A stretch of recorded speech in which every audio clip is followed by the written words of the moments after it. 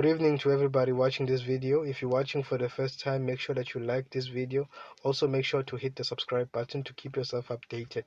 We'll be posting more videos with more updates later, but we will be specifically also focusing on the senzo trial. So if you are a person who is interested or who wants to know what really happened in the senzo case, make sure that you subscribe to this channel.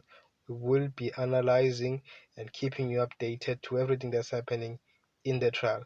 I am a law student, by the way, at the University of Western Cape, so you are in safe hands. I will make sure I'll give you good analysis. I'll try to be impartial as possible, especially after the withdrawal of Advocate. Therefore, let's get back to the video and let's talk about Zandi Khumalo's interview.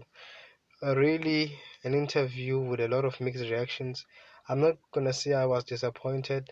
I was really not expecting much from her. I did not really expect her to change her script or change her version of what she has been telling the law enforcement and the public about what happened, uh, particularly at that house in Loras, where unfortunately Senzo was shot and killed.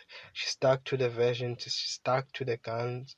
But what was interestingly that she said that she was thoroughly interrogated, she was put to a lie detector test, maybe suggesting to us that what she's saying is nothing but the truth.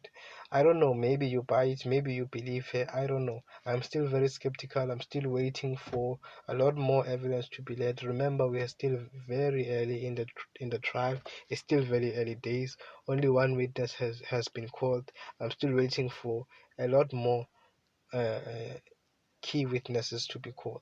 But let's dive into her most serious allegations, where she basically claims or indirectly says that the people who should be investigated, or the people who should be suspects in that case, is one, Mandisa, the wife of the late Senzo and the mother of Senzo. She believes, Zandi, that they had reasonable cause or reasonable reasons to kill Kelly Khumalo, or to be responsible for the death of Senzo. I don't know what you feel about these allegations. Do you agree with Zandi? Are you also one of those people who believe that Zandi Khumalo is right when she says that Kelly Khumalo is innocent, the person who should be investigated